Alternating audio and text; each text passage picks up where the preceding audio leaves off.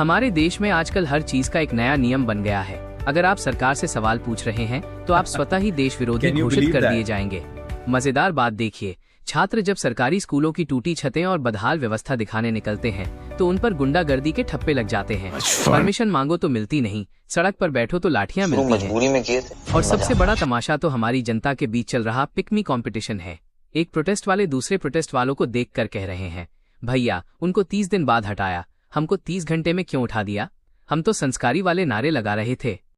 CJP के प्रदर्शन को और इस प्रदर्शन को आप कैसे देख रहे हो? अलग कैसे? सीजेपी का प्रदर्शन था एंटी नेशनलिस्ट का और ये है नेशनलिस्ट का प्रदर्शन। आरक्षण। कुछ लोग सुबह उठते ही छाती पीटने लगते हैं कि आरक्षण हटाओ, योग्यता बचाओ। भाई, अगर कोई कहे कि आरक्षण पूरी तरह खत्म कर दो तो उससे बाहर एक मजाक कुछ नहीं हो सकता।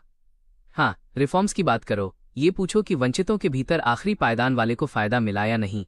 लेकिन असल पाखंड तो देखिए, लोग केएफसी में बैठकर वीगनिज्म का ज्ञान बांटते हैं।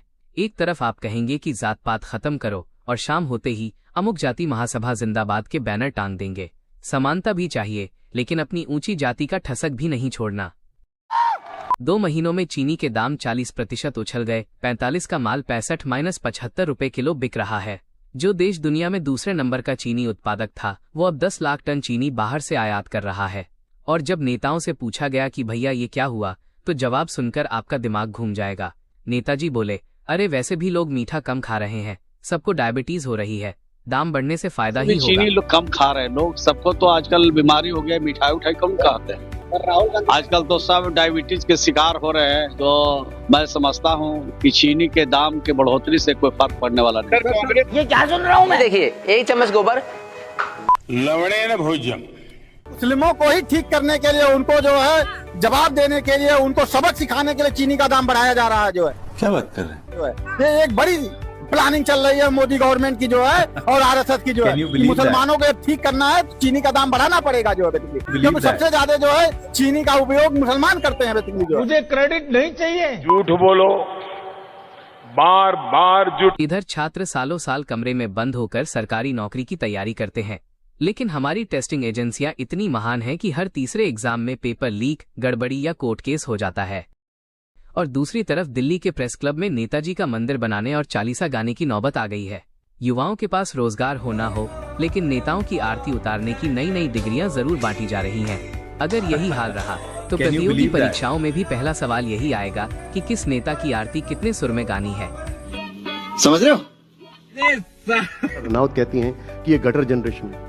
उनका क्वालिफिकेशन क्या है? एक आप नाम सांसद हैं, और उनका बचपन कैसा रहा है? उनकी जवानी कैसी रही है?